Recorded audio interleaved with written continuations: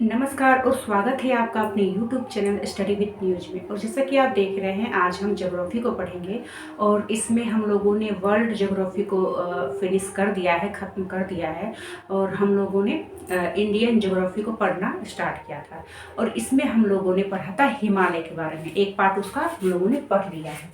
ठीक है, हम लोगों ने क्या पढ़ा था कि हिमालय पर्वत है उसे 4 भागों में बांटा गया है। ठीक है, ट्रांस हिमालय, बृहद हिमालय, मध्य हिमालय, शिवालिका। ट्रांस हिमालय में उसे 2 भागों में बांटा गया है। एक जो है चाइना में है, जो कैलाश मानसरोवर है वो आपका चाइना में जा चुका है। और दूसरा है जम्मू कश्मीर में, इसे 4 भागों में बांटा गया है। ये क्या है? काराकोरम, लद्दाख, जास्कर, पीर पंजाब। ठीक है, काराकोरम में ही आपका K2 है। ठीक है, काराकोरम में ही 4 ग्लेशियर है। ठीक है, 4 ग्लेशियर है। सियाचिन, बिलाफोर्ड, सियाचिन को ऑपरेशन मेघदूत के जरिए हटाया गया था। बिलाफोर्ड, हिस्पर और बाल्टोरो। ठीक है, इतने हम लोगों ने फर्स्ट पार्ट में पढ़ लिया था। मतलब जो ट्रांस हिमालय है उसमें ग्लेशियर आता है। ठीक है, आज हम बाकी के 3 पार्ट को समझेंगे। ये है बृहद हिमालय। ठीक है, इसमें क्या है ना, इसमें हिमालय की सबसे ऊंची ऊंची चोटियां आती है। ग्लेशियर किसमें आता है? ट्रांस हिमालय में ऊंची ऊंची चोटियां आती है हमारी बृहद हिमालय में। ठीक है, हिमालय की सबसे ऊंची दुर्गम श्रेणी। और ये हमेशा ना हिम से ढका रहता है, बर्फ से हमेशा ये ढका रहता है और सदा हिमाच्छादित रहता है। ये इसका जो विस्तार है वो नंगा पर्वत से नामाचारण यहाँ तक रहता है। सबसे ऊंचा है माउंट एवरेस्ट। ठीक है, और इसमें जो पहाड़ियाँ जो है ना वो कुछ पाकिस्तान में, कुछ नेपाल में है।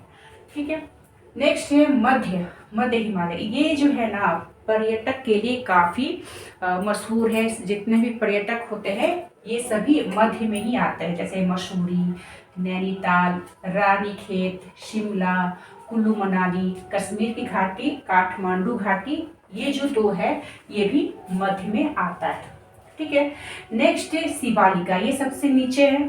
ठीक है, सबसे नीचे है, ये नवीन है, सबसे नया है, सबसे इसे नवीन कहते हैं, इसे उप कहते हैं, इसे बाह्य हिमालय भी कहते हैं। इसी में आता है आपका देहरादून और हरिद्वार। ठीक है, ये चारों का आप लोगों ने समझा। अब देखिए फिर से चित्र के माध्यम से, ये मान लीजिए हिमालय है। ठीक है, ये ट्रांस हो गया, पीछे का भाग ये है गया बृहद, ये है मध्य, ये है शिवालिका। ठीक है, पिक्चर से भी आप लोगों ने समझ लिया क्या है।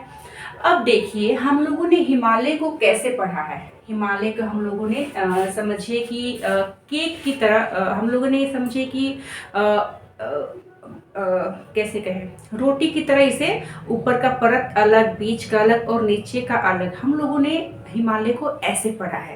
लेकिन जो बाद के जो वैज्ञानिक है उन्होंने इस पर खेद प्रकट किया। उन्होंने कहा कि आप इसे अलग अलग करके क्यों पढ़ रहे हैं। इसे आपको जब पढ़ना है तो आप इसे केक के जिस तरह से हम लोग स्लाइस करते हैं ना, कि सारा क्रीम, बीच का ब्रेड, जितना है वो सभी हमारे केक के पीस में आता है ना, तो इन्होंने कहा कि आप हिमालय को उस तरह से काटिए। तो आप ये बताइए, हिमालय तो पहाड़ है, हम उसे काट तो नहीं सकते हैं, है ना।